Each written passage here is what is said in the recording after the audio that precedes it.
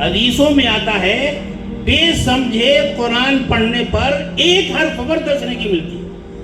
یہ 10 نیکی تو کم سے کم ہے. حدیثوں سے معلوم ہوتا ہے کہ ہر عمل پر کم سے کم 10 نیکی ملتی ہے, 70 نیکی ملتی ہے, 700 نیکی ملتی ہے, لا الہ الا اللہ نیکی ملتی ہے.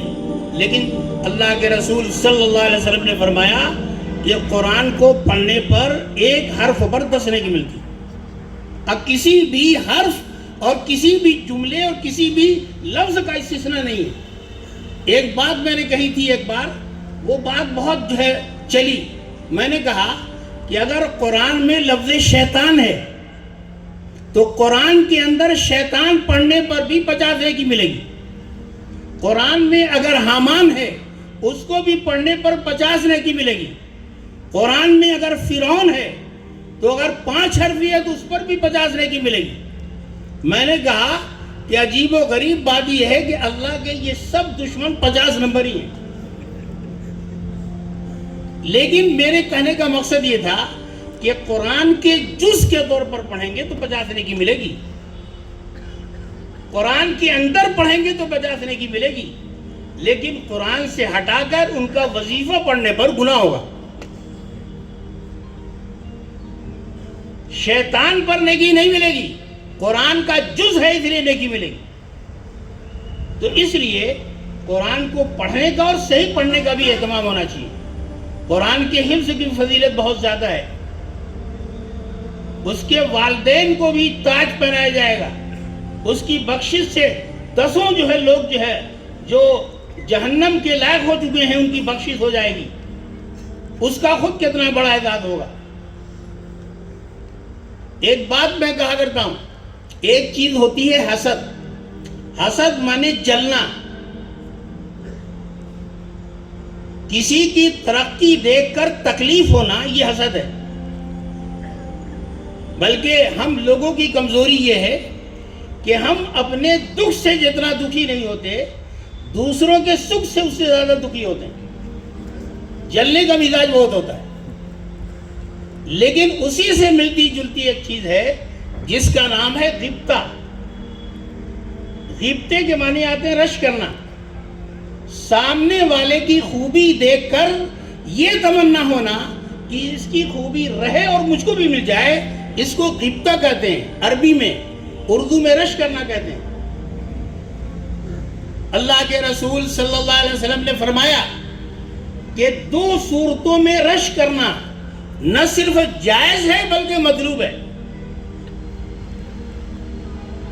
نمبر 1, اگر کسی کو اللہ رب العزت نے الحاج شبیر پٹیل کی طرح دولت دی ہو اور اس دولت کا صحیح استعمال کر رہا ہو, مساجد میں, مکاتب میں اور بھی خیر کے کاموں میں خرچ کرتا ہے, اس کی دولت اور اس کے صحیح استعمال کو دیکھ کر اگر ہمارے اندر تمنا ہو کہ حق جل مجدہ اسی طرح کی دولت ہمیں بھی دے دیں اور ہم بھی اسی طرح کے مصرف میں خرچ کریں, یہ نہ صرف جائز ہے بلکہ مطلوب ہے.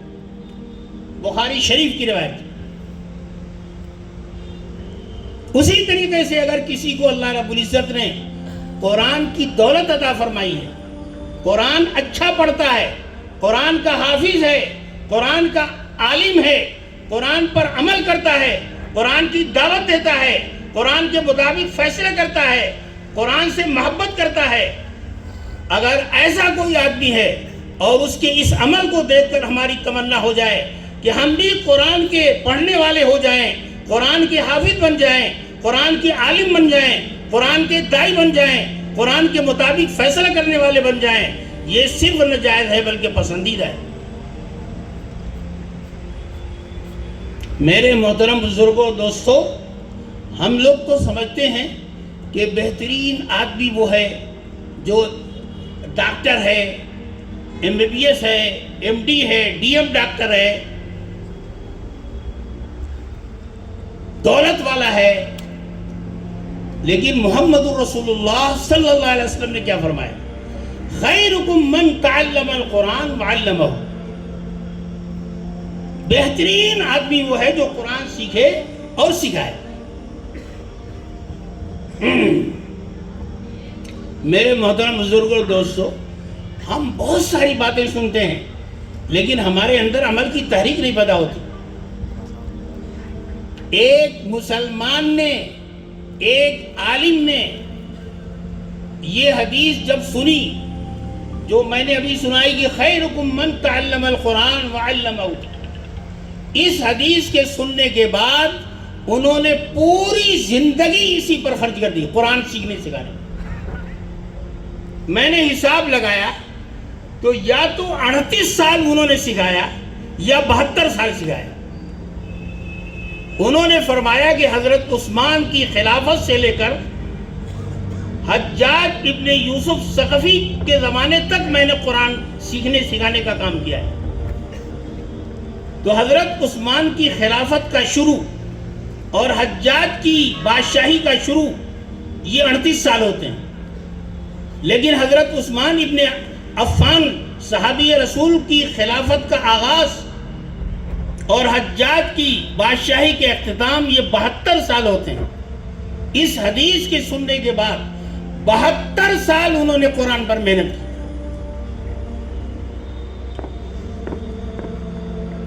تو اس لیے ضرورت اس بات کی ہے کہ ہم جو باتیں سنیں اس پر عمل کرنے کی کوشش کریں۔ جو حدیث میں نے سنائی ہے اس حدیث سے مسابقے کو جو ہے مدد ملتی ہے کہ جذبہ ہونا چاہیے ایک دوسرے سے پڑھنے کا، ایک دوسرے سے اچھا قرآن پڑھنے کا، قرآن اچھا پڑھنا، قرآن کا حفظ کرنا، قرآن کو سمجھنے کی کوشش کرنا، اس کا جذبہ پیدا ہوتا ہے۔ یہ جو پروگرامات ہوتے ہیں، ان پروگرامات کا مقصد صرف انعام نہیں ہے بلکہ شوق دلانا ہے، ترغیب دینا ہے، کوشش کرنا ہے۔ اس طرح کے پروگرام سے اگر بچوں میں شوق پیدا ہوتا ہے اور بچوں نے تیاری کی ہے اور محنت کی ہے لیکن انعام نہیں مل سکا تو وہ ناکام نہیں ہے، وہ بھی کامیاب ہے۔ انشاءاللہ آج جن کو انعام ملے گا وہ بھی کامیاب ہیں، جنہوں نے آج انعام نہیں پایا لیکن اس طرح کے پروگرامات کے نتیجے میں ان کو شوق پیدا ہو گیا، ان کے ذہن میں آ گیا کہ انشاءاللہ آئندہ خوب محنت کریں گے، انعام ملے یا نہ ملے قرآن کا شوق پیدا ہو گیا، قرآن میں قابلیت پیدا ہو گئی، قرآن اچھا پڑھنے لگے، یہی بہت بڑا انعام ہے، بہت بڑی کامیابی، بہت بڑی کامیابی۔ میرے محترم بزرگوں اور دوستوں، یہ جو حفظ کی جو فضیلت ہے بہت بڑی فضیلت ہے، لیکن حقیقت یہ ہے کہ 100% فضیلت اسی وقت ملے گی جب کہ ہم قرآن پڑھنے کے بعد اس کو سمجھنے کی بھی کوشش کریں۔ اہل علم بیٹھے ہیں وہ جانتے ہیں کہ قرآن نام ہے الفاظ کا بھی اور قرآن نام ہے معنی کا بھی۔ ابھی ہم لفظ کے عالم بنے ہیں لیکن ہم کو قرآن کے معنی کا بھی عالم بننا ہے۔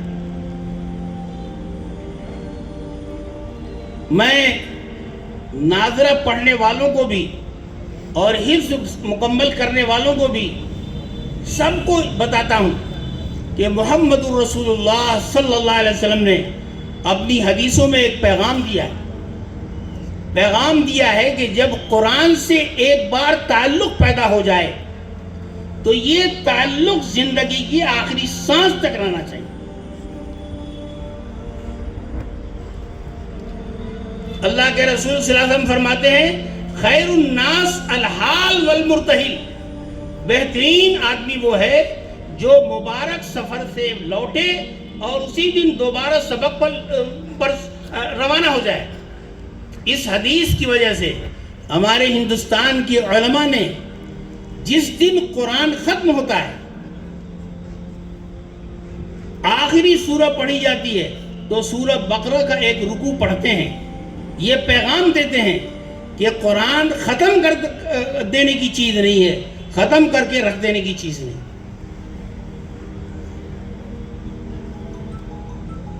یہ پیغام ہے. بلکہ بعض حدیثوں میں تو ایک عجیب غریب بات کہی گئی ہے.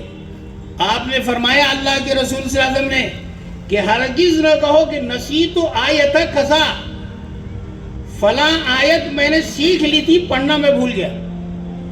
یہ جملہ بھی مت کہو، بلکہ یہ کہو کہ مجھے بھلا دیا گیا. دونوں میں فرق یہ ہے کہ بھولنے کا مطلب ہم نے غفلت کی، لاپرواہی کی، بے توجہی کی، اس لیے میں بھولا.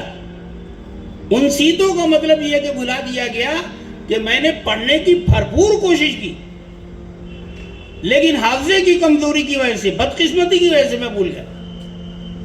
تو قرآن کے تعلق سے اتنے اہتمام کی ضرورت ہے، اتنے اہتمام کی ہدایت دی گئی.